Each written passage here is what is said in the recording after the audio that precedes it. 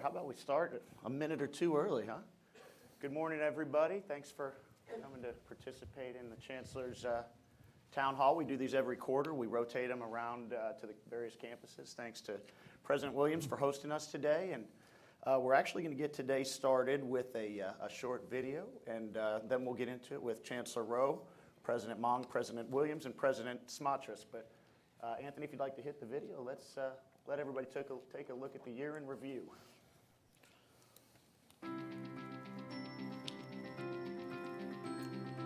UNT World is reaching new heights as we collectively strive to transform the future of North Texas and beyond.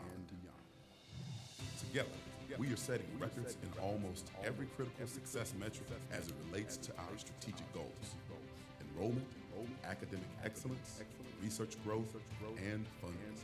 From the Board of Regents to the Chancellor's office at the UNT system headquarters to our campuses in Denton, Fort Worth, and Dallas, our students, faculty, and staff are bonded by the common goal to uplift one another and all of North Texas. Rich diversity and collaborative culture permeate UNT World, enhancing our ability to collectively transform the future of DFW, Texas, and beyond.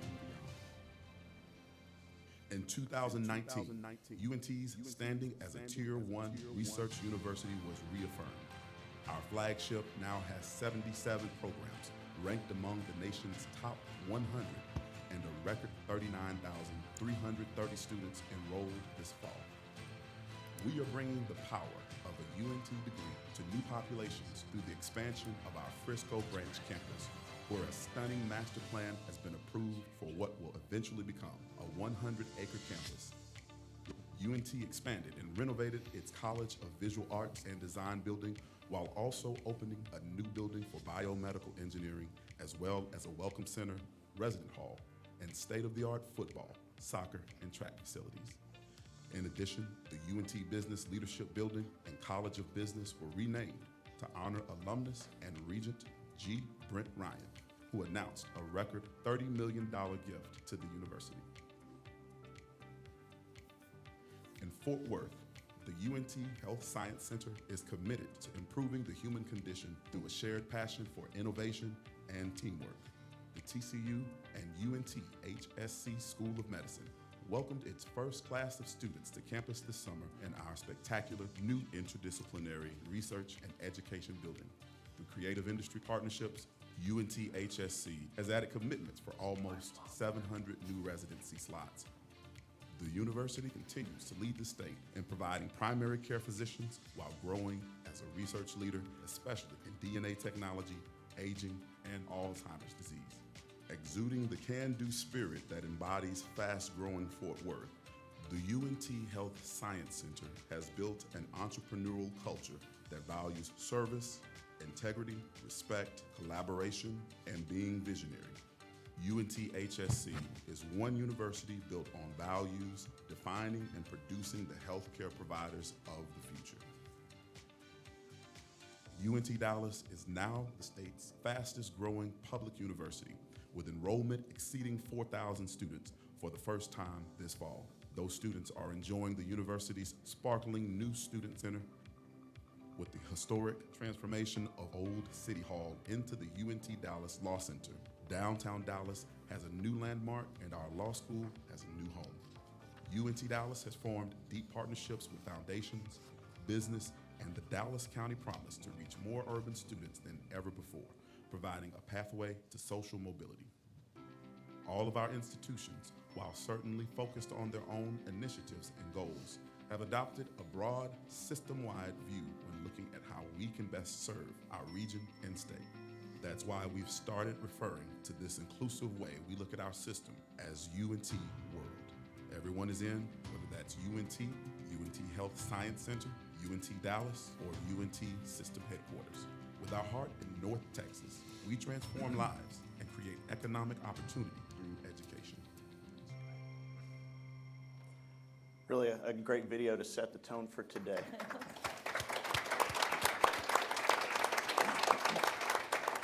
And I want to say thank you from the UNT System office to all the campus marketing and communications teams for helping us put that together. It was a collaborative effort, and we appreciate it. We're being live streamed today, so don't do anything you don't want on camera, and we'll share the video afterwards on the UNT system website. But let's jump into it and kind of spin off of the video, year in review, and we'll start with our host, President Williams. First question we'll ask all of you to answer this is, what are you most proud of from the last fiscal year, Mike, and as it relates to your institution, what a great year you had? So we overall had a great year. We did have a great year, Paul, and thanks for allowing us to host the event today. I think we're really proud to have you all here, and I think this is kind of an inaugural event, if I'm not mistaken. It is. Yeah, It is. so It's the first. It's kind of fun to all be together, and it's fun to see the video. I told my daughter in the car driving her to school how nervous I was. I'm talking to the four most important people in the organization. I better not screw up. Well, your daughter was probably smart enough to know that wasn't true. Well, back to your question, I think we did have a great year, and lots of different achievements. I think, so I'm going to mention a few, but then come to what I think is the absolute most important. We opened the REB, which on our campus was a huge project, and our teams did great work and came in under budget and under time. And that's an innovative learning and research environment that really put us at a different level in the Health Science Center campus. It put a footprint on our footprint to be more prominent in the cultural district of Fort Worth. We opened the MD school and brought the first class in, and we also purchased the Bailey building, which for us is a 7-story office building, but it also expands our campus beyond 7th Street, which has always been a limiting barrier. It gives us more space, and I think it was a forward-thinking kind of strategy from Greg Anderson. He led that initiative. I think, but I could go on and on about a lot of different achievements we did, but for me, the absolute most important, most formidable that I couldn't have anticipated was the hiring of 4 new deans that have come on board and joined our other deans, and they came on board with a complete buy-in to our culture, our values, and they brought innovative ideas. They're bringing innovative ideas. And often you give people a year of space to kind of get their feet on the ground. Well, these leaders came in and went to work, and they're already putting their fingerprints and they're reshaping our schools. And I think that is going to have an impact for many, many, many years, their leadership. So I think it's the hiring of our 4 new deans is what I'm absolutely most proud of. Yeah, awesome, exciting stuff. Exciting stuff. President Smatresk, what about you? The year in review, what makes you proud? Well, it was a great year, and of course there's all kinds of material things to brag about. We had the best year on record for virtually every metric that we have. We set records in philanthropy, due in no small part to our former chairman of the board, Brent Ryan. A $30 million gift to name the business building really sets them on a unique trajectory on our campus. We set a research record in our HERD research funding. We actually closed the year out at $78 million, which is a good bump for us. We don't measure things the same way, so Mike and I have a constant conversation about HERD measurement versus total research dollars, but we're both doing well and we're growing in those areas. Athletics, the previous year was really good. Football this year, we're working on that just a little bit. We'll get there. But I think, the things that matter the most, we had a big enrollment surge. We grew 1,200 students in an era where people are flat to down around the state, and that says something about the university. We continue to bring in record numbers of National Merit Scholars every year. All of these goals and the retention changes that we had, all of these are signals of an institution that's finally really moving, and that's what makes me proud. It's about people. We did have 3 new deans and 3 new VPs come on board. I think we've got a full set now, and hopefully we can stand pat for a little while. But when you get a great bunch of people together who can work effectively as a team, then you can really go places. And what I see now is a maturing of our institution after some years of turnaround and some years of fixing. We're really ready to take off and go after our rise into the Tier 1 ranks, and we're moving quickly through those ranks. So what I will tell you is that putting all those people together last year, we came up with a listening tour where we listened to 60 departments in every single vice presidential staffing area. We put a strategic plan together, and that strategic plan is the roadmap for how we're going to manage into the future. And so if I really have to say, what is it that we did, I can list a whole bunch of material accomplishments. But I'm more interested in that we have a campus community that's really wanting to move forward and to take the next hill. And that matters almost more than anything. When you've got the culture moving with you, great things are going to happen, and that's what's going on at our university. Everybody moving in the same direction. That's, Yeah. that's fantastic. President Mong, UNT Dallas, great year in Southern Dallas as well. Fill us in on what makes you proud. Well, I think continuing our mission of focusing on a very narrow geography, high-need geography, increase educational attainment in urban Dallas and the inner ring suburbs, draw from the Dallas County Community College. We are a very, very local urban university. The city of Dallas needs that very much, and we're beginning to fulfill that imperative. So you saw the metrics. We continue to be the state's fastest growing as a percentage increase of the 38 public universities. That's because students in Dallas understand that we believe in them and that we provide a welcoming atmosphere. That's why they're coming in record numbers. What I'm most proud of, though, is our graduation numbers. Just 4 years ago, we had 475 graduates if you add December and May together. Last year, we had 879. So not only are we leading the state in percentage enrollment growth, we're leading the state in percentage graduation numbers. I'm also proud of the progress we're making at our College of Law. Their mission and vision very similar to UNT Dallas main campus. They're trying to provide access to more minorities, more women in law. The Texas bar, 80% are white and 67% are male. So our mission of diversifying the bar is significant. We're pushing hard toward permanent accreditation at our law school. We have exceptional leadership with Dean Epps. We have exceptional leadership on our Dallas campus from Dr. Betty Stewart, our provost. So I would say all in all, bar passage rate up 10%. We're pushing towards 75%, and then move from there. So it was a good year. Yeah, it's just an exciting time. Chancellor, you got all this great activity happening with the universities. From a system perspective, what makes you proud in the last year? You finished up your second year. Exactly, and the thing I'm most proud of is this team. The thing that we've been doing over this past year, and quite frankly the 2 years I've been here, but is really building, getting the right people in the right jobs, and building a strong team. If you have the right team in place, you can do anything. I know that as a fact, and we have a great team right here. That's why I wanted to get this team in front of you. But I also have a great team of vice chancellors and chiefs that are now in place and are just really knocking it out of the park. Some of them are sitting right up here in front, and Barbara's back in the back there. But we've got just an incredible team, and I'm just excited about the plans that we put in place. We talked to the board in November, and the board member said that is the best strategic presentation that we've seen from this team. They were just very, very impressed, and that's because we've got the right people doing the right jobs. No, I think we heard that from Regent Ryan when we had him on your podcast recently. That's He true. talked about the leadership team that's in place and how excited that makes him and the board.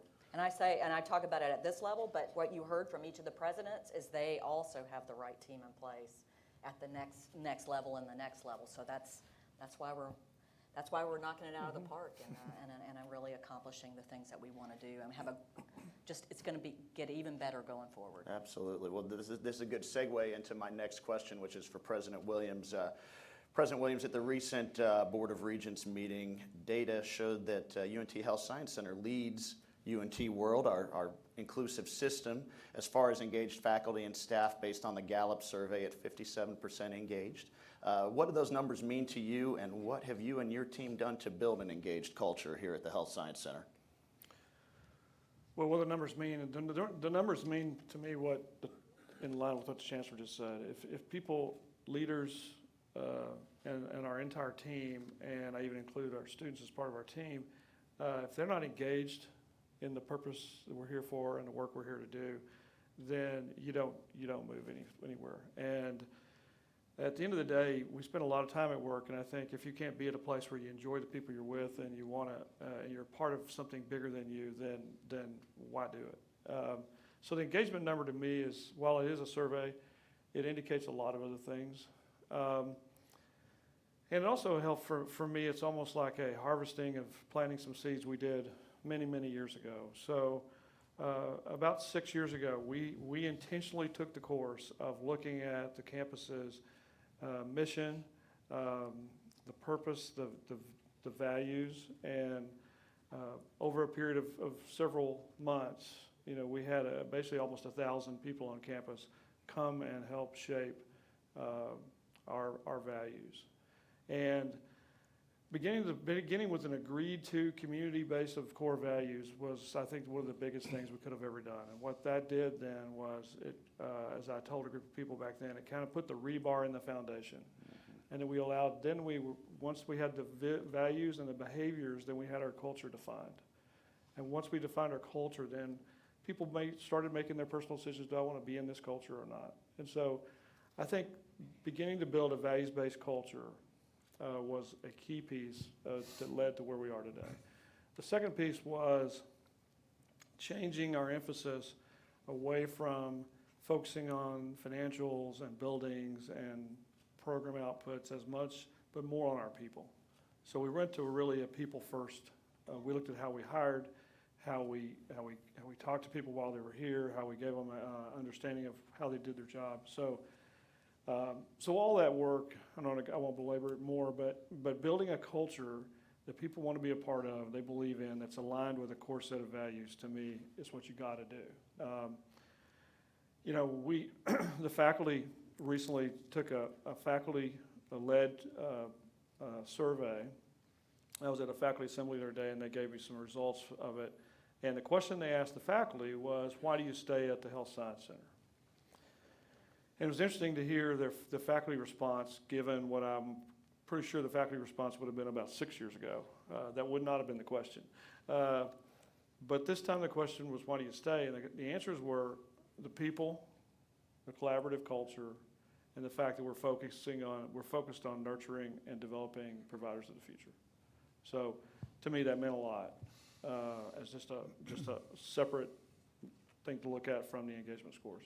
So, but you never stop. You always have to be guardians of your culture, and it comes back to who you hire, who stays on board, how they buy in, and so we'll just keep going.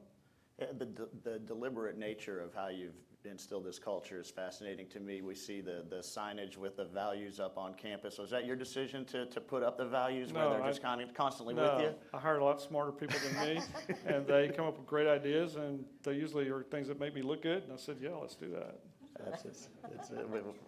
We like to borrow some of your ideas there, or your smart people's ideas. That's right. We'll move to President Smatresk. I had a front row seat for your State of the University speech a couple months ago, and you talked culture as well, and you started by talking of building a culture of collaboration at UNT. Can you elaborate on what that means and how you're progressing as far as that collaborative culture? Sure. Michael talked about collaboration and said it's a key element, and you have to know what you're collaborating around and what your goals are. So the first thing is you have to be a mission-driven organization. At the University of North Texas, our mission is that we want to empower our students to thrive in a rapidly changing world. And that was a refined mission recently, right? Yeah, and in fact, I think it might be going in front of the board here in the near future. But we have a caring and creative community, and we have to ask, if we're caring of each other and we're caring as a community, what is it that we do to help make each other better? So we have ways of collaborating internally to try to improve our processes, our workflow, to improve the communication across the different silos that can exist in a really big and complex organization. How we work together to achieve our goals. For example, last year, our retention numbers skyrocketed. I mean, they were great. We've hit our FY22 goals for our first-year retention rate. We're at 80%. We've hit our FY22 goals for four-year graduation rate at 40%, and we're honing in on our six-year graduation rate of 60%. Those numbers jumped in some cases by up to 4.5 points. That's remarkable. You don't get that if people don't work together. You don't get that if we don't share the same commitments to helping our students and supporting their success. So there's a good example of internal collaboration. I could give you a whole lot more. We have a number of things around workflow and processes where sometimes we find out, we're so siloed that things move slowly between the silos and they don't work as fast and effectively as they could. And we're trying to de-silo ourselves, and that takes a lot of collaboration and groups working together as opposed to working as individuals, just passing the buck off to the next. But collaboration doesn't stop there. In the academic community, we're finding out that we have to collaborate because the degrees of the future are going to be changing really fast. The competencies that students need. We can't just stand pat on the same degrees that we had for the last 50 to 100 years. We need to be developing new facile degrees that support the demands of this. I'll say the employment marketplace is probably evolving more quickly than at any point in human history, and we need to be able to keep pace. So we have to collaborate around the academics to support our students and their career goals. And then, of course, we can't just stop that collaboration at the boundaries of the university. We collaborate with the city of Frisco around economic development. We're working with corporations. In fact, over the past year with Adam Fine, our new VP for digital strategy, we've really pushed the boundaries of what we're doing to offer really progressive coursework online to companies. So we just launched a deal with Cinemark where actually it was fun. We competed against Arizona State and beat them, which I like. Pretty awesome. Where we're offering a custom-built curriculum to help their students complete bachelor's degrees within the organization so they can move up. And we're now talking with them about building analytics degrees for some of their folks. We're talking about the same thing for a whole host of other companies, and I can't tell you their names, but you'd be impressed if I did.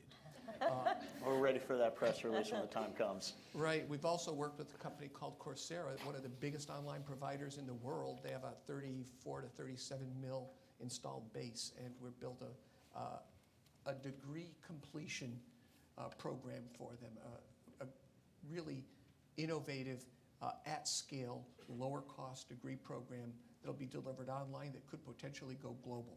So those kinds of partnerships are going to be utterly vital, and how we work with corporations and companies. But let's not forget our other educational partners. We work with Collin County. We're developing a whole host of seamless transfer pathways. They're terrific partners, and I really enjoy my interaction with them.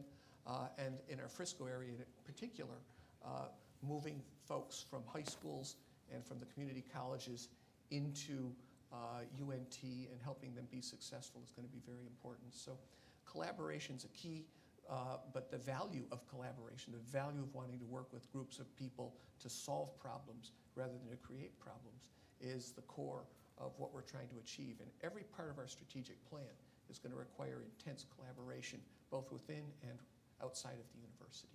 There's a little bit of a unique challenge for you, the size of your institution. It's a monster from a size standpoint. It's a little bit of a different beast than here at the Health Science Center that Bob has in Dallas. How do you scale to that size of an organization with what you're doing?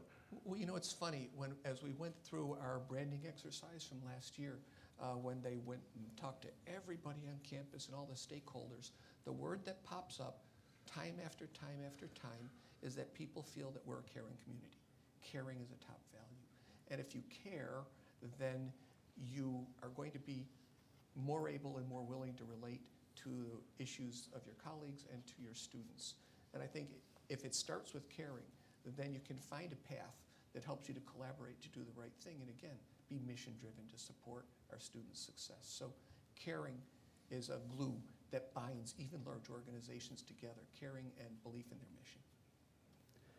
Let's move along to President Mong. President Mong, as we kind of continue with the theme of collaboration, UNT Dallas has made deliberate efforts to collaborate with community partners to accomplish things that might not be possible if you were just working on your own. I think of Dallas County Promise and some of the things that you have going, but fill us in on your philosophy as far as partnerships in the community and how that's elevated the university. Well, first of all, for the first time in our history, we're absolutely at the center of the community conversation in Dallas. And the reason is we acknowledge that the problems are too big to solve alone. And so we absolutely have to reach out and have reached out to school districts, the community college district, foundations, nonprofits, industry partners, really unlike, I think, any university in the state. The reason I say that is during the last legislative session, the only presentation that was requested was our partnership with the Dallas Independent School District, the Dallas County Community College, and us. We testified about how this is a real and meaningful partnership. There's nothing like it that exists in the state right now, which is, I think ridiculous, but it's true. And so we believe that partnership is why we're growing so fast. That they know us. Their students look like our students. We have acknowledged, we have the most blended diversity in the state. 85% of our students are Hispanic or African American. UH downtown's the only other university close to us in diversity, and I think they're about blended diversity, they're about 77%. In fact, no university in the Cal State system or the SUNY system is as diverse as we are. And the only system in the country that is as diverse is the City University system. There are, I think, 3 schools there that are as diverse as we are, more diverse. So, and so what these collaborations do is acknowledge what I think haunts all of us in higher education is that if you look at like the Pew survey of American adults, about 60% of them believe colleges are in it for themselves. Now, I think this is a byproduct of the rampaging tuition increases that have happened at a lot of private universities. Now, obviously, that's coming back. It's boomeranging on them at this point. So it's been very important to us to keep our tuition the most affordable in North Texas by far. And so we know how to stretch a dollar. That translates into, when you're dealing with students who come from the bottom 2 quintiles, economic quintiles, they do not nationally have a very high college graduation rate. When you look at the state's #1 goal, 60 by 30, that by 2030, 60% of 25 to 34-year-olds, the early earning years, will have at least a credential. Right now in Dallas County, it's 37%. It's embarrassing.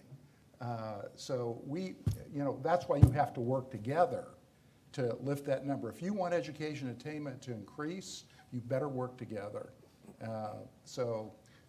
That's really our focus. When you look at the realities of what we're dealing with, Dallas is #1 in America in the number of single-family households. 41% of households in the city of Dallas are run by a single parent. The national average is somewhere between 24 and 27%. So you have this huge paradox in the city of great wealth and great poverty and a diminishing middle class. And so, the gap is the greatest since the Gilded Age. But you know what closed it in the Gilded Age? High schools, creation of high schools. So our belief today is the way to close it is through partnerships, real partnerships, enduring partnerships, where people sacrifice sometimes their own identity a little bit for the advancement of the whole. And I feel like that's what we're doing. And it's making a difference, I think. Yeah, no doubt about it. It's the fastest growing university in the state. That's proof right there, right? Chancellor, we'll put a bow on this topic and ask you about the system's role in developing partnerships. So 2-part question, externally, what is the system's role in developing those relationships that become partnerships? And then internally, when you bring those into the system, how do you get the universities engaged in a potential partnership that has been cultivated at the system level? Well, I mean, you heard loud and clear, partnerships are fundamental to what we do. We're one piece in a very complex system, really, to do the things that we want to do, transform student lives and create economic opportunities, a part of our fundamental purpose. So really just, it takes those partnerships with all the ISDs, as you heard. It takes those partnerships with the community college to be able to lower student debt, to make sure that you're dealing with the different kinds of students and bringing those students in as part of what we do. It takes those partnerships. It takes the partnerships with, for internships with hospitals, right, to be able to get, place our doctors in those. It takes the partnerships with companies to be able to form those pathways, to be able to do that development of those students as they're in school. So working with corporations to try to make sure we're carving out those partnerships. And then so it's all of the above, and so it's a very complex system and really setting all that up. So we are all going at it in all kinds of ways, and coordinating what we're doing to try to make sure that we're bringing those partnerships together, delivering on those needs that are out there. I can be in any place at any time, whether I'm on the Dallas Regional Chamber Board or part of the Citizens Council or any other, Fort Worth here, part of the chamber, but hearing what those companies need and making sure that we're bringing that back and thinking about that in our visioning and where we're going. I mean, you heard from President Smatresk how we're developing new programs that are really working with, as technology advances, making sure that that workforce that is adaptable and able to move forward to the new areas that company needs for the future. And so we're on that with some of the things that we're doing. We're on bringing in students from kind of the more traditional way, from high schools and community colleges, but also looking at different ways, even in bringing those high school students, where we're bringing college exposure to those students while they're in high school. So they come with numerous credits already, and that lowers their debt and gets them through more quickly, and also pairs them with companies that they are actually doing the work while they're still in high school, while they're in college. And so there's just a number of ways that we're doing that. So I'll come back, and we work together regularly, and what we're hearing, what we're learning, and making that part as a part of our strategy going forward. Yeah, I want to jump in and just say I forgot something, and it's really important. We have a great example of collaboration now that I think probably wasn't going to happen a few years back, and that's that between System and the University of North Texas, we've jointly hired our new Chief Information Officer with the idea Chris that McCoy there in the front row. Yeah, a little too siloed, and that by looking across all of our boundaries, we're going to be able to deliver stronger service and do it more effectively and efficiently. And that's how we're creating that borderless team, right? And in order to do it, there has to be trust. Yes. And I think this is a trusting team, and we really have a lot of belief in each other, and that's really important. And we're doing that not only there, I mean, that's entitled as well, right, with what we've done with the CIO, but we've done that since day one in facilities. As Steve Smatreski's come in, he's been working on that, from day one. A borderless team really delivering on the fundamental needs of our campuses, and really how do we move forward with that. And Dan thinks like that already, right? I knew that from working with him many years in NASA. So we're all over that. Barbara's doing the same thing. So it's creating that borderless team, and keep with first and foremost what our campuses need, and ultimately what our students need to make that happen. Absolutely. Well, I want to shift gears just a little bit here for this round of questions, and we've got some pretty accomplished, smart people up here, and I thought it would make sense to ask them a question kind of in their area of expertise. Behind us. Certainly not me.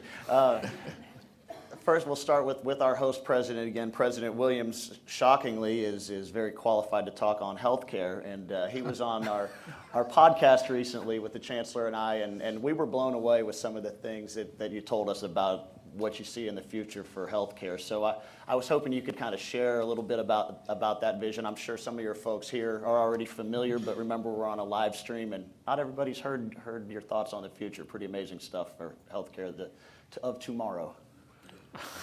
Yeah, my team's probably heard it ad nauseum, so they can shut this out. You know, it's I heard a guy say recently that I thought characterized it better than I've ever been able to really see or hear it.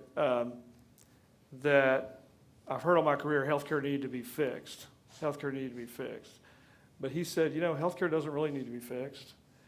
It's actually working exactly as it was designed. The providers are doing well. The hospital systems are overall doing well. Some areas fall through that crack, rural healthcare, other things. It was never designed to serve the consumers, the patients and families. My way of saying it used to be in the hospital world, healthcare has never been about the patients, it's always been about the providers. So the mantra I've stolen from my friend is that healthcare needs to be redesigned. So a redesign of healthcare is beginning, but it's beginning on the fringes. And traditional healthcare is not readily accepting, I don't think yet, although it's beginning to, the fact that it's going to be disrupted. And it is being disrupted.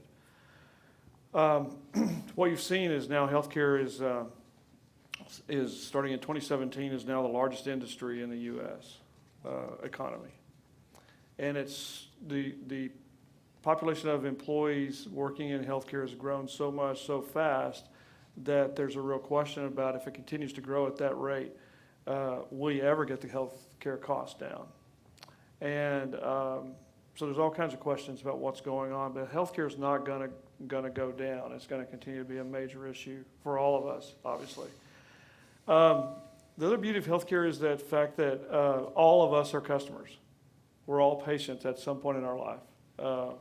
One way or another. Very few people get to escape that. So what's happening in my view is a lot of the staid traditional models of healthcare delivery are going to massively change. One of them being that people don't like to hear. In fact, the last meeting I had where I presented these thoughts with the hospital CEOs, they called me, well, you're the most uplifting thing since Schindler's List. I said, well, I'm really not trying to uplift you guys. The point is that hospitals will not be the centers of care any longer. They'll be the centers of the most acute, sickest patients. They'll become, as I like to say, more focused on ICU kind of care. They'll have surgery, they'll have imaging, it will be limited. But the hospital of tomorrow is going to be in your home. And it's going to be digitally delivered, and it's going to be delivered also with humans that are going to interact with you, in my opinion. And so what you're beginning to see is a proliferation of digital applications of how we monitor our health, how we begin to be active in our own healthcare management. And so it's a model where we as patients and we as families of patients begin to take control of our own healthcare. And, you know, I love this book that recently came out, to me captures it all, is that the patient will see you now. That's the transition we're talking about. No longer is it about the patient waiting in the waiting room for 3 hours to be seen by the glorified provider. It's more about working together to improve your health care. So AI machine learning is going to be a very huge part of this. And I just said this to our faculty recently. We have to begin looking at, and we can't wait on the accrediting bodies always to tell us, okay, now you can do this. At some point, we have to begin educating the accrediting bodies on the fact that, look, we need to be teaching these students, in my opinion, entrepreneurship. We need to be teaching these students understanding of how they look at data analytics. They're going to be faced with massive data. But they need to understand how to look at a digital tool and deliver care, how to work on a tele-delivery model. We're looking at mental health potential delivery to a lot more people if we do it through a telemodel. Transparent pricing. Nobody understands how cost. So, and just to give you a sense of where this is moving, because healthcare couldn't fix or redesign itself, is just recently I took a team, and I can't say who yet, but you see what Walmart and CVS are already doing in this space. What you're about to see is a launch of I think, a large-scale proliferation of healthcare involvement by some retail giants. And they're tired of paying the cost for their employees, and they're tired of paying for surgeries that needed to be done, and all those kinds of things. So you're going to see transparent pricing. You're going to see, and it won't matter if you see the physician for 5 minutes or an hour and a half. It'll be a certain price. There's going to be opportunities for you to get care of almost everything you need in one little place, and with immediate access to your data. And I'm not talking about 20 years from now or 2030, 2040. This is like within 5 or 10 years. Some of it's already beginning to happen now. So it's going to be, to sum it all up, more consumer-based, less provider-centric, less hospital-centric, and more focused in a digital, self-governed, self-managed way. There's going to be, and what does digital applications do? They begin to open up access to a lot of the underserved who can't always understand how to get their service, how to get their care. And there'll be humans who will be trained to help them get that care they need. And so I'm more excited than ever to be in healthcare. I was pretty despondent a few years ago that we're just going to keep going down this path of growth in costs and lousy care overall. Anybody that tells you the U.S. has the best healthcare system in the world is not knowing, looking at the data. But there's opportunities for us to absolutely have the best healthcare in the world if we're willing to look at the problem differently. So more than you wanted to know probably, but that's in the sense of, so we need to start teaching it, machine learning and AI here is related to health. So I've already asked Neal, okay, we need to contact him and figure out who's teaching AI and machine learning at your place. Well, how can we influence AI and machine learning in our healthcare courses? How can we look at data analytics better? not just have that relegated to certain aspects of our schools. So it's going to look at collaboration, right? It's all about collaboration. I mean, we didn't talk about this a while ago, but I'll kind of digress for a second. But, Dr. Mong and I a long time ago with the work together he developed a bachelor's in public health. That began creating a pathway to our public health school. Our public health faculty helped with that. Our pharmacy faculty were going over and doing flu shots on the UNT Dallas campus. Our pharmacy faculty were involved in other aspects of what was going on there. So you run our healthcare clinic. Yeah. So there's that. And so we didn't talk a lot about internal collaboration, but I want to talk about that because, and it's no secret, we've already talked about the possibility of expanding, our osteopathic education to Dallas because there's opportunities to capture a lot of underserved people and try to get them into coming back to working in underserved areas. Lastly, I'll say this. We had an innovative program that Neal's team worked with us on, and we've got the first fruits of that work now on campus, where students, Midland County and Odessa area, could not get kids to stay there and come back to practice there. So through innovative work with TCOM and the leadership under Dr. Filippetto and others, and Neal's team and the Midland County College and Community College, now these students can enroll at that program in Midland, and then it cycles all the way through where at the end of the day they end up with an accelerated program to get them back in practice out in West Texas, hopefully. And our very first, I'll say students of that program are now here at TCOM. And so, but that was a collaboration. So I've got examples of collaboration all the way across the board that allows us to do more things than we would ever do. But healthcare is going to change, and healthcare education is going to change massively. Thanks for the additional thoughts on the internal collaboration and putting the spotlight on that, as well as for the healthcare vision. President Smatresk, we'll move on to a question for you, and I don't know that everybody knows this, but President Smatresk, he has research in his blood, and he concentrated his research on gaining a better understanding of how the respiratory neurobiology of vertebrates changed in the evolutionary transition from water to air breathing. It's pretty cool stuff there. Yeah. Well, can I read that paper? It's a real conversation killer at parties. So, Obviously, research is something that's near and dear to your heart. Yeah, you were the was hit at the point. parties, huh? Look, I do come from a research background. I was funded with NIH and NSF grants, you know, the kind of thing you do when you're a research scientist. And one of the things that we're really interested in is growing our research capabilities at the university. But that doesn't mean just one thing. We're an R1 institution. We want to keep moving up the R1 mountain. You know, when you, we'll put it into perspective. And there's a terrific video that you can get on our website about R1 Our Way if you take a look at it, if you want to take a look at more Voiced detail. by your provost, right? Yeah, it's just a short, sweet, focused way of letting you understand the whole R1 situation. But we were an R2 institution, which means we had some research going on and some doctoral programs when I first got here in 2014. We moved from R2 to R1 in a 15-year period. Only 9 other institutions have done that. Strangely, I've been at 3 of them. But anyhow, that movement, you know, when you're moving, you don't jump from the middle of R2 to the middle of R1. It's a trek up the mountain. And it takes a focused and intense approach. We have to improve the number of doctoral students that we graduate. We need to improve the reputations of our various programs. We want to make sure that we're generating more extramural and federal research dollars. There's a whole host of factors that go into these Carnegie rankings. But what matters is that we're a unique institution. And in an era where everyone is kind of chasing the same target of being very, very STEM intensive. Really, if you take a look around, most institutions are building science and engineering.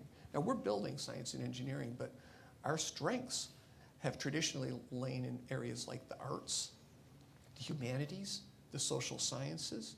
And when you take a look at us compared to other R1 institutions, we're already in the top tier in those other areas. We're one of the strongest universities in the country in areas like social science, humanities, and arts. And so we don't want to lose that flavor. As we grow our research, we want to grow with our unique characteristics. We want to be the owners of the creative economy. We want to make sure that we're bringing collaboration to the fore and moving across all the boundaries to put large groups of people together so that we're addressing complex scientific and social problems that can change the world around us. And we're seeing some success in putting large-scale programs together. We're doing work with the Health Science Center. We continue to grow our multidisciplinary, multi-institutional grants. So I see that we have a great opportunity. In some cases, I think it will ultimately put us in a stronger position than just the folks going after the limited pot of dollars about the hard sciences and engineering, which we do, but by adding in the social sciences, by adding in the humanities, by gaining these broader perspectives, I feel that we can actually be research leaders in the future and shape a path that says you can have a whole education, you can have a deep array of talents to draw from, and you can still really excel as a strong, strong institution. So we're moving. I'm proud of where we're going. I'm proud of the immediate changes we've made. We've got a new VP for research who's come in, and we're developing large grant writing teams and workshops. We're bringing people to Washington. Those types of activities and raising the general awareness of the need for scholarship. But finally, before I close, I want to bring it back to what really matters. What matters about research isn't actually the research dollars you bring in. By the way, research, a little known secret in higher ed, while you can generate dollars in research, most of those dollars are completely consumed and maybe then some. The marginal costs of research are very, very thin, or maybe negative. What matters is that you're bringing in skilled faculty who can impart cutting-edge knowledge of their disciplines to our students, who can train future thought leaders, who can help, for example, develop AI and machine learning and its application to healthcare, who can look at these future disruptions and help lead our students to paths that will make them successful through their lives. So research isn't separate from teaching. being a great scholarly institution enhances and strengthens our teaching and supports our core mission. And that's the key that we all have to remember. It's not a pursuit unto itself. It's an embedded part of what we do. That makes sense. A real quick follow-up for you. Where does your new Frisco campus that's on the plans, where does that fit into the research puzzle? Well, it's really fun. Frisco is a very different opportunity for us. If you know anything about the bustling Frisco economy right now, you know that there's high techs moving into it right and left, and that it's a treasure trove of interactive opportunity for us. So we have an innovation center there that we purchased from the city of Frisco, which we call Inspire Park. We have industrial partners in that facility who are a little bit past the startup stage, and they're really doing some amazing work. We have plans as we build our new campus, and the master planning for that's going on right now, to actually make sure that the private community and the corporate community and the movers and shakers in the economy in that region are embedded within the campus. So we're trying to eliminate the barrier between students and employers, which is a very artificial barrier anyhow. And when we invite someone to participate with us, and there's a giant company, and I can't say their name yet, I'm sorry I keep teasing you like this, that we're working with, but one of the pieces we've laid down for this campus is when a company wants to work with us, it's not just about us sending interns to them. That's the old model. It's about actually having them share their knowledge and expertise in our classrooms with our students, helping us to develop curriculum, helping our students to be continuously employed or interning with them, so that there's a path to this industry that they're participating in. And that's the cost of doing business with us now as a corporate entity. We want you to enrich our curriculum, and we want you to share your knowledge and not just sit back and go, we need people trained like this. Help us develop the training paradigm. And so working as partners, we feel we have a huge opportunity in Frisco. So the corporate campus of tomorrow is really being built today. Yeah, it's exciting. It really is. We took a tour not too long ago with Dean Randall at UNT Frisco, and it's amazing.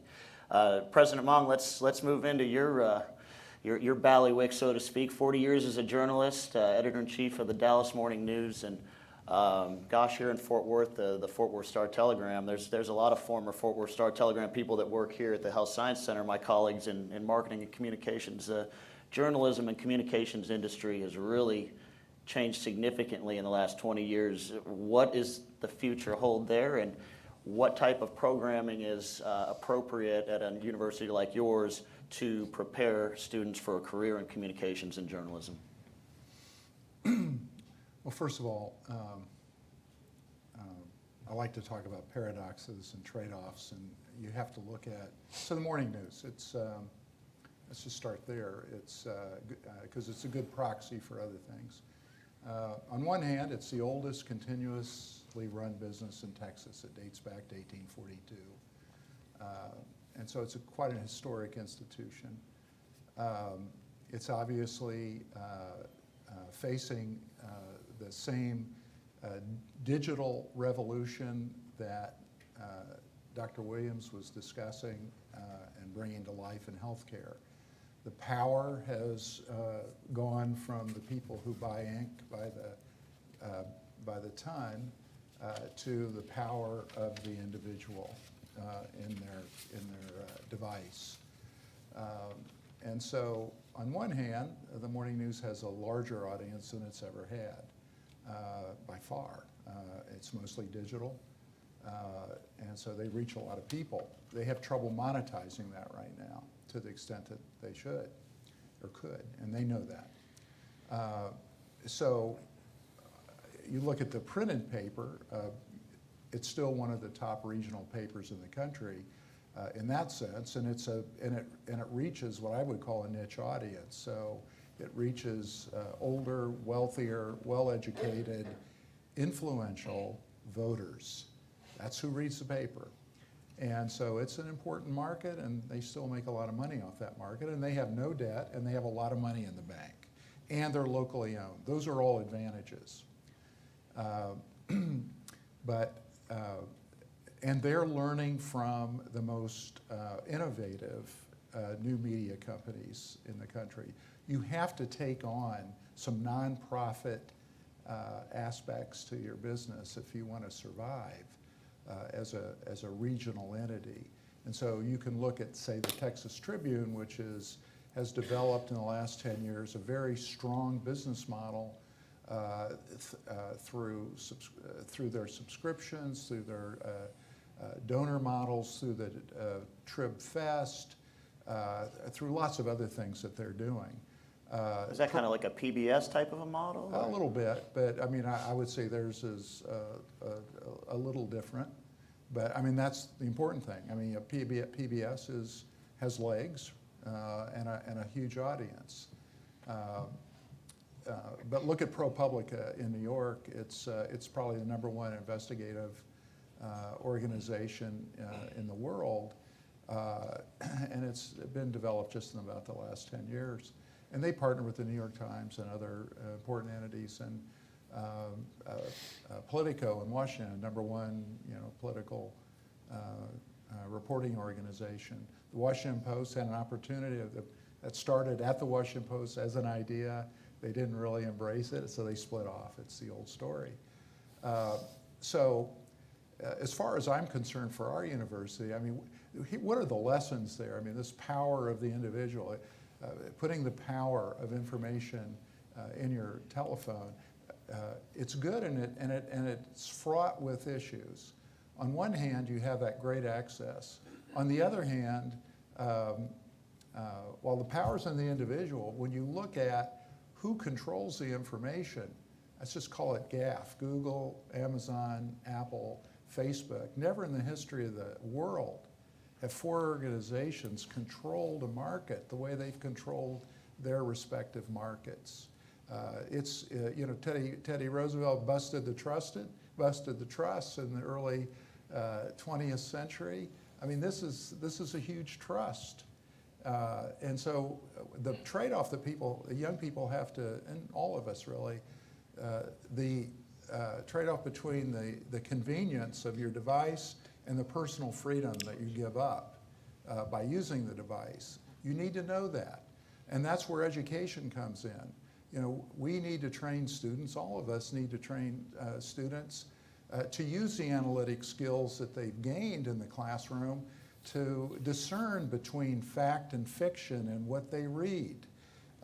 It takes intelligence and it takes an intentionality to do that. Otherwise, you can be led in very dangerous ways. So those are some of the things that I think I'm most concerned about. I also think, before I left the news, I started to do some things between the institution and universities, which I still think there are opportunities. We had invested in a program at the University of Toronto in the Mong School of Business where we took subject matter experts. We invested in taking subject matter experts all over the world and helped them learn how to write. It didn't go unnoticed to a lot of scholars and a lot of very well-educated lawyers, physicians, that a lot of best-selling books were being written by subject matter experts. So so there was a market for training those people. So I used that partnership. I worked with University of Texas at Dallas to bring in a Cambridge-trained epidemiologist who became one of their most popular, young Indian woman, extremely intelligent, very charismatic. The trade-off was that I trained her to be a reporter, to be a writer, and to put her, give her broadcast training. That's why she came to Dallas. Now she's at Stanford and she's writing books, and but while she was here, it was important. And during the Ebola crisis, guess who was the #1 subject matter expert in North Texas on the Ebola crisis? It was she. And she started calling Anderson Cooper Coop because she was on his program all the time. She's a regular. And so I also, at UTD, hired a world-class art critic. At University of Texas at Arlington, I brought in a national class architecture critic who just published last year probably the most important architectural biography in the world, a biography, very celebrated biography on Philip Johnson. So these things can be done. We brought in his wife. His wife's writing, was a senior editor at Scientific American. She's writing an important book right now on man-made earthquakes. And we did some other things with SMU and UT Austin. So I think, you know, there are opportunities like that are out there that can be innovative and help both higher education and media. Well, Because the professors need to get out of their labs. I'll just take Michael Brown Nobel laureate at UT Southwestern. He's brilliant. He gets out. Every time I've heard him speak, I learn something. He can bring what he learns in the lab and humanize it and socialize it in the marketplace. We need more people like him. His colleague, who was a co-winner of the Nobel, not so much. Joe Goldstein's a great guy, but you're not going to get him out of the lab, I don't think. So. Well, it's interesting as we look forward to the future in those spaces. Chancellor, we're not going to let you off the hook. Oh. You're our resident aerospace expert with 38 space shuttle and international space station missions under your belt. What is the future of aerospace, and how might UNT World play a role in that future? Well, let's see. I mean, from that regard, NASA's going to continue to, reach new heights, explore the unknown. It'll be focused on discovery, and it'll be focused on, studying our home planet and then going beyond, right? Looking to take humans beyond where we've gone before. So what does that mean to us? The kind of things that you heard right here today are the problems that need to be solved to make that happen. You're not going to be able to take everything with you when you take humans to Mars and have the first footprints on Mars. And so we're going to need to be able to do additive manufacturing. And so the kinds of things that we're doing and just got funded even more by the legislature are the kinds of things that we're doing at UNT, where we're learning more about doing that, and that'll feed right into to NASA's future missions and future discoveries. To be able to all the kind of things in telemedicine and to be able to deal with health that President Williams talked about are the kind of things that are going to contribute to that exploration in space as well when you take humans there. AI and new programs, Masters of Science in AI that has just been approved and we're moving forward with it at UNT. That also is a fundamental part of what NASA's going to need going forward and what we're going to need in aerospace going forward. And then that merger of what we're doing from producing the creative economy and really taking the things that we're doing in other areas and taking into the technology arena are all going to help with that. To be able to explore further, you need to think differently, and so it takes that thinking, and most of those ideas come from outside of the fields. It really takes somebody just thinking outside of the box to sometimes really drive that innovation and those discoveries. And so those are all the kind of ways that we're doing that. There's also an opportunity for us, really, when you think of workforce, and there's a big hump in aerospace where a lot of folks are retiring out. And really to fill those needs and to make some of those hires.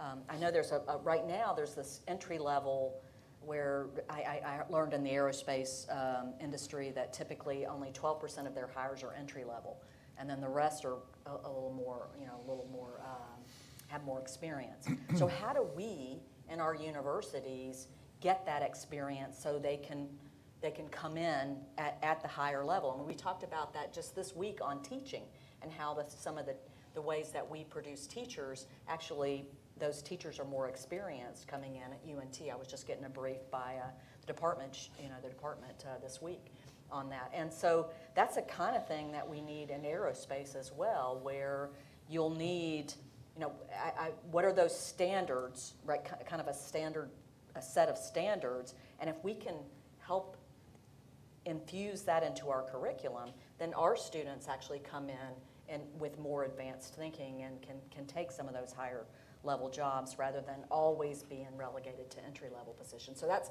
some thinking that we could also do in our classrooms. Some of that is what President Smatresk talked about as well, where you have some folks in the aerospace industry actually in the classrooms teaching and helping to bring some of that in. And then some of the new curriculum that is coming out in Frisco as well, where you're looking at project design and analysis.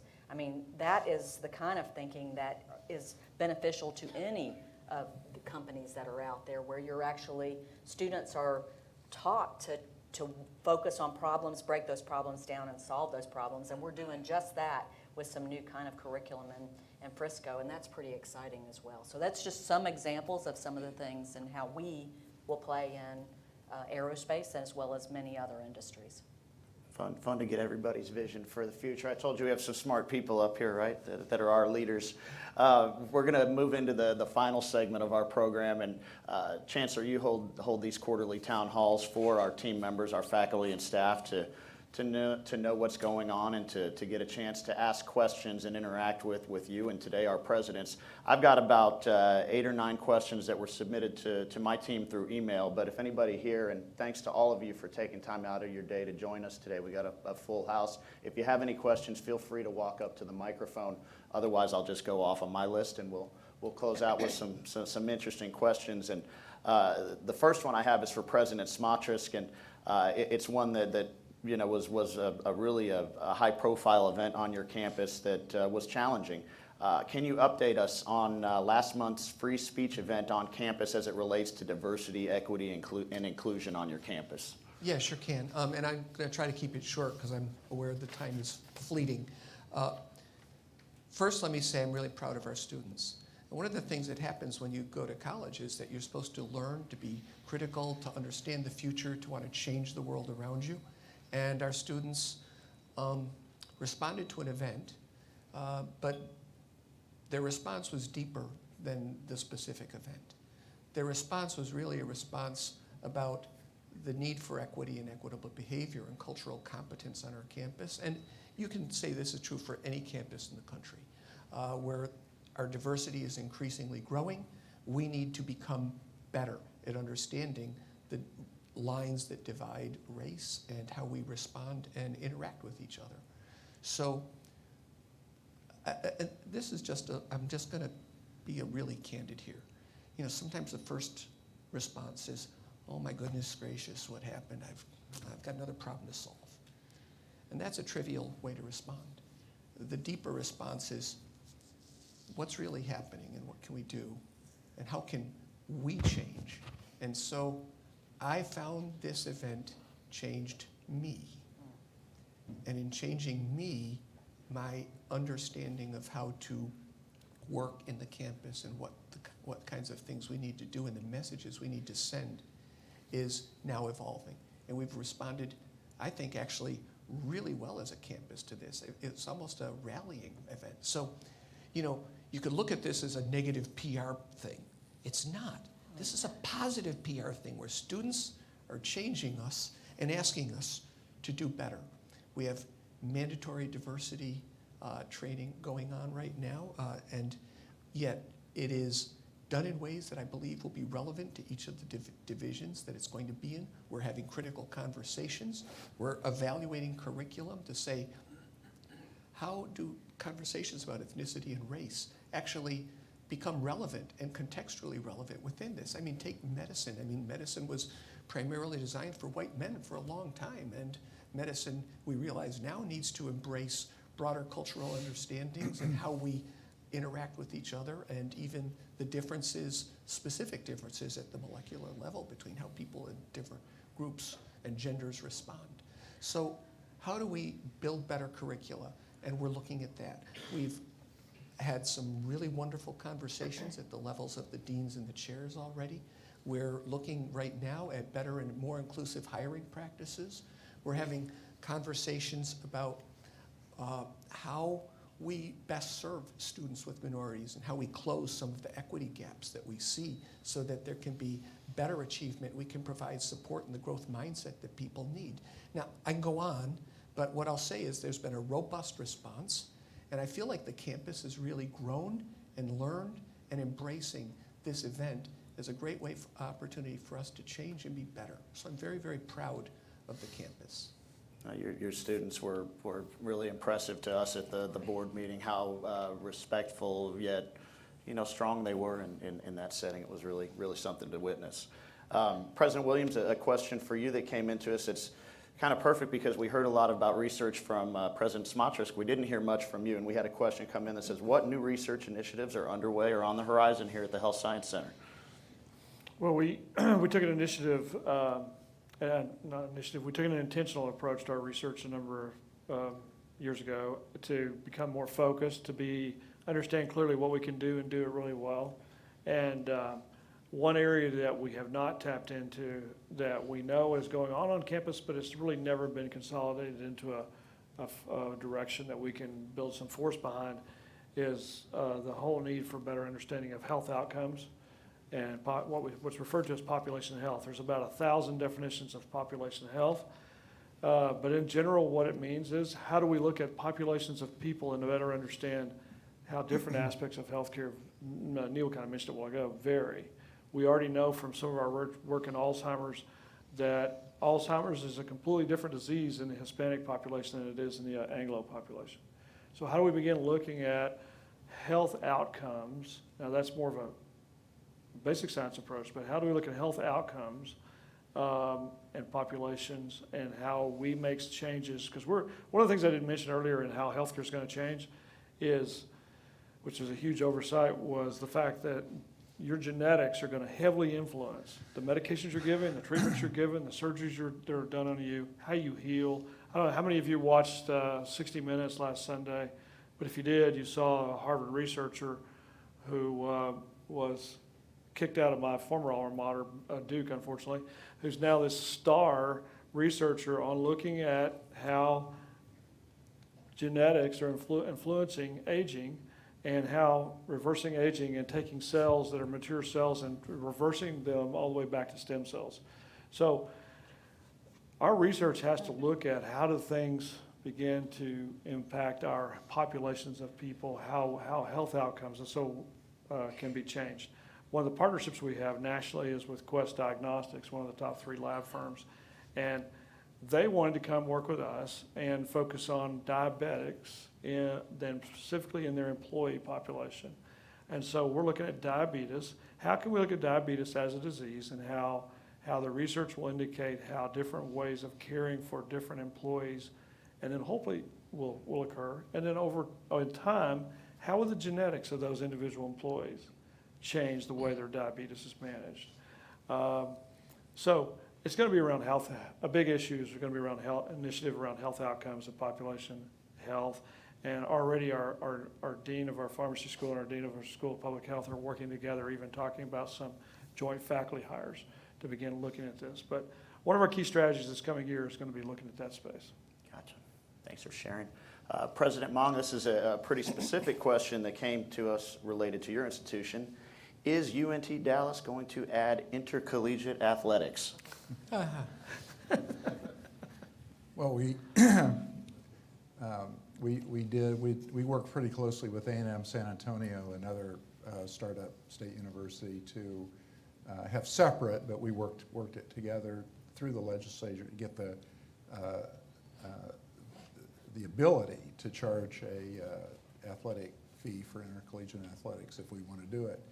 Our Student Government Association has forwarded that to the student body, and in January there'll be a vote. If they vote up, yes, then we'll start intercollegiate athletics on a very small scale, because academics is still and will be our primary focus in closing educational attainment gaps. But we think that athletics would be a good thing for the community we serve. A lot of athletes go out of high school and go to work for $18, $16 an hour at some of the big warehouses, Google, Amazon, P&G that are in our neighborhood. Whereas, if this opportunity existed, we could get them into school. So But it'll all, up or down, the students will determine what we do in intercollegiate athletics. And as another example of cross-institutional collaboration, I know you've spent time with Ren Baker, the athletic director at UNT, picking his brain a little bit. Well, he's been terrific. He started an athletic program at Rogers State in Oklahoma, I think. And so he came down to campus, and another great example of collaboration, spent about 4 hours with us talking about how he built that program. So, yes. All right, Chancellor, we've hit the end of the show. The last question is yours. And it's an interesting one that I'm interested to hear your answer is how do you balance out your time between our three institutions here? Well, let's see. It kind of depends on the week, but this has been a week that, just thinking about it, this week I've been to UNT, I think, every day, and now I'm Health Science Center It's often today. also about the problem child. You could draw your own conclusion. Actually, it was funny because in the parking lot, I asked President Smatresk, I said, "So did you miss me?" And he said, "How can I miss you if you never leave?" It's true. True story. So bottom line, I think it really just depends on what's happening, and obviously I want to get out to the campuses as much as possible. I get energized. It's exciting to me because that's what we do, right? So it's pretty, and each of the presidents have invited me to their cabinets. I go monthly to the cabinet meetings, and just sometimes, like I said, we were meeting with department heads this week and learning more about what's happening in different departments at UNT, so I love doing that, but it's really just depending on what's happening that week, and so I thank you all for including me always in the exciting things that we're doing out at the universities, because that's why we're here, right? And I find that, like I said, I get my energy, I get my fix by getting to go out and see our students at work. No, and I don't think we'd do an event like this if we didn't have that spirit of working together that you guys have all talked about so eloquently today. And thank you all so much, President Smatresk, President Williams, thank you for hosting us today, President Mong and Chancellor Roe. Thanks to everybody who came out and joined us today, and those of you watching online, we'll see you later. Thank you. Happy holidays. Thanks, everybody. Good.